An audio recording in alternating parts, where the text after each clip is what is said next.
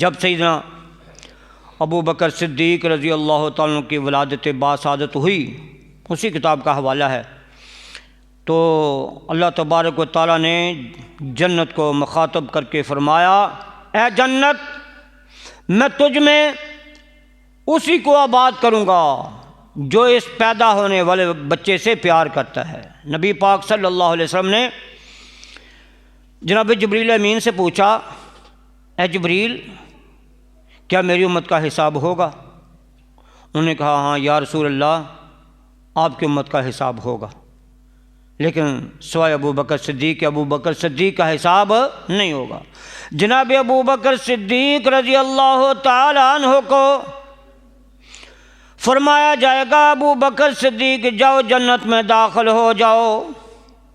ابو بکر صدیق رضی اللہ تعالیٰ عنہ عرض کریں گے، نہیں یا الہی، میں اس وقت تک جنت میں داخل نہیں ہوں گا جب تک ان لوگوں کو میں جنت میں داخل نہ کر لوں جو مجھ سے دنیا میں پیار کیا کرتے تھے۔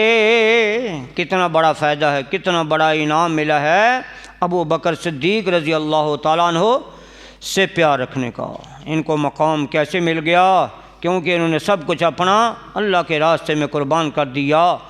اور ایک حدیث پاک میں آتا ہے کہ ایک مرتبہ جناب ابو بکر صدیق رضی اللہ تعالیٰ عنہ، حضرت ابن عمر فرماتے ہیں کہ ہم نبی پاک صلی اللہ علیہ وسلم کے پاس بیٹھے ہوئے تھے، ابو بکر صدیق بھی تشریف لائے، عبا پہنی ہوئی تھی اور ان کو کانٹوں کے ساتھ اس کے بٹن بند کیے ہوئے تھے۔ جناب جبریل امین نازل ہوئے اور آ کر کہا، یا محمد ما لی اری ابا بکر علیہ ابا قد خلھا فی صدرہ بخلال۔ تو انہوں نے ایسا لباس پہنا ہے کہ ان کے پاس وہ بٹن بھی نہیں ہے، کانٹوں کے ساتھ ان کا جو ہے گریبان بند کیا ہوا ہے۔ تو نبی پاک صلی اللہ علیہ وسلم نے ارشاد فرمایا، یا جبریل انفق مالہ علی قبل الفتح، انہوں نے فتح مکہ سے پہلے مجھ پر اپنا سارا مال قربان کر دیا ہے۔ تو جناب جبریل امین کہنے لگے، فإن اللہ عز وجل یقرأ علیک السلام، بے شک اللہ تعالیٰ نے آپ پر سلام بھیجا ہے اور آپ سے ارشاد فرمایا ہے، قل لہ ارادن انت عنی فی فقرک ھذا ام ساخط۔ اللہ تعالیٰ فرماتا ہے، اے میرے محبوب ابو بکر صدیق سے پوچھو کہ آپ اس فقر کی حالت میں اپنے رب پر راضی ہیں یا ناراض۔ اللہ اکبر، کیا شان ہے جی، شان صدیق اکبر پر قربان جائیں، ان کی عظمت پر لاکھوں سلام۔ جن کی رضا رب پوچھ رہا ہے، بتاؤ ان کا مقام کیا ہوگا۔ اس لیے اقبال کہتے ہیں نا، خودی کو کر بلند اتنا کہ ہر تقدیر سے پہلے خود خدا بندے سے پوچھے، بتا تیری رضا کیا ہے۔ اللہ اکبر۔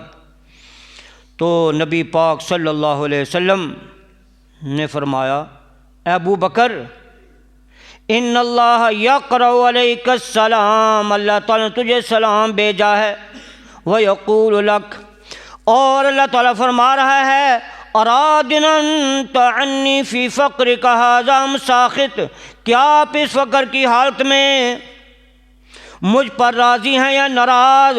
ابو بکر صدیق رضی اللہ تعالیٰ نے عرض کی، اسخط علی ربی، کیا میں اپنے رب پر ناراض ہو سکتا ہوں؟ انان ربی راضن، انان ربی راضن، انان ربی راضن، میں اپنے رب سے راضی ہوں، میں اپنے رب سے راضی ہوں، میں اپنے رب سے راضی ہوں۔ اللہ اکبر، سبحان اللہ۔ اللہ تعالیٰ نے جن کی رضا پوچھتا ہے اور قرآن پاک میں اعلان کر دیتا ہے، لقد رضی اللہ عن المؤمنین، اللہ تعالیٰ ان مومنوں سے راضی ہو گیا جو محبوب تمہاری بیعت کر رہے تھے۔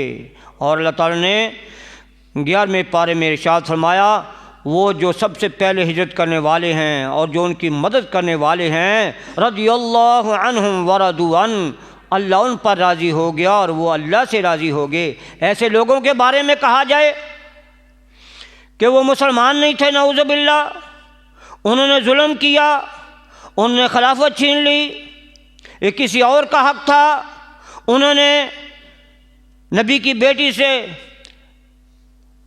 وراثت چھین لی، باغ فدق چھین لیا، تو یہ بالکل جھوٹ ہے، یہ ان پر حملہ نہیں ہے، یہ تو اسلام پر حملہ ہے، اسلام پر حملہ ہے کہ جب پہلی جماعت ہی فیل ہو گئی تھی، آگے اسلام کہاں رہے گا؟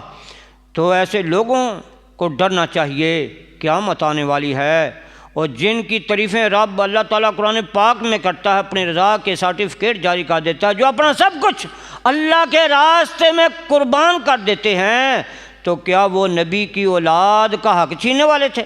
نہیں، ایسا ہرگز نہیں ہو سکتا، بلکہ اگر ان کے بارے میں ایسا سوچا بھی جائے تو ایمان کا خاتمہ ہو جاتا ہے، انسان دارا اسلام سے خارج ہو جاتا ہے۔ انہوں نے تو ساری زندگی اپنے جہاد میں بسر کی، جب حضرت ابوبکر صدیق رضی اللہ تعالیٰ خلیفہ بنے، سارا مال بیت المال میں جمع کرا دیا، کچھ بھی باقی نہیں رکھا۔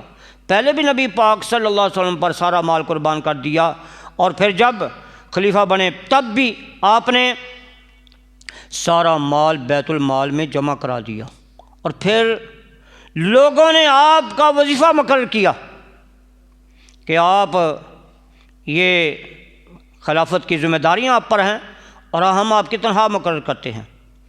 جب آپ خلافت کا پہلا دن ہوا تو صبح بازار کو چلے گئے، تو حضرت عمر بن الخطاب رضی اللہ تعالیٰ عنہ نے آپ کو بلایا کہ آپ پر خلافت کی ذمہ داری ہے اور آپ بازار میں نکل آئے ہیں، یہ خلافت کے امور کون انجام دے گا؟ تو آپ فرمایا کہ میرے پھر گھر والے کہاں سے کھائیں گے؟ انہوں نے کہا ہم تمہارا وظیفہ مقرر کر دیں گے۔